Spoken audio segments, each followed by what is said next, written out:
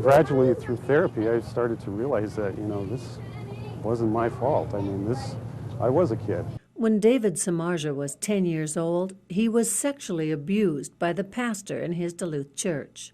Like many children, he didn't tell anyone until many years later.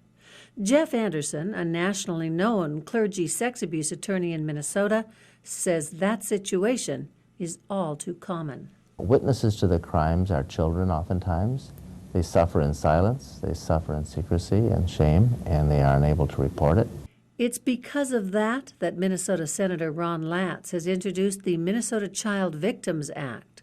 The law would make it easier for Minnesotans who were sexually abused as children to bring civil lawsuits against those who hurt them.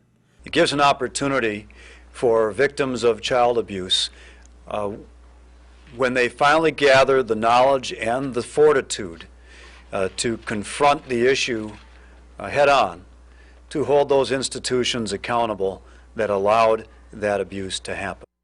The bill would also remove the current statute of limitations that requires victims to file suit within 6 years of becoming an adult. If the bill is passed into law, victims could file a lawsuit at any time, no matter how long ago the abuse occurred. This is a concept that Minnesota Governor Mark Dayton has long supported. Anybody who commits that kind of terrible abuse of a boy or a girl should not be off the hook just because a certain amount of time has elapsed. Holding abusers accountable could provide safety benefits for the entire community as well. If a predator is convicted and required to register as a sex offender, others would be alerted to his potential to reoffend, including child welfare agencies.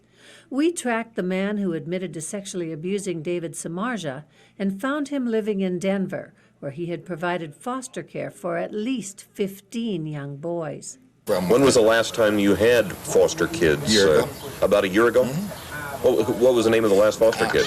I'll talk to you if he tells me.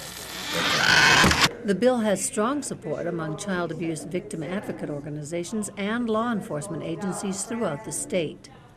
Barbara Riles, KBJR 6 and Range 11. Fisher votes Thiessen. Fitzsimmons votes Dowd.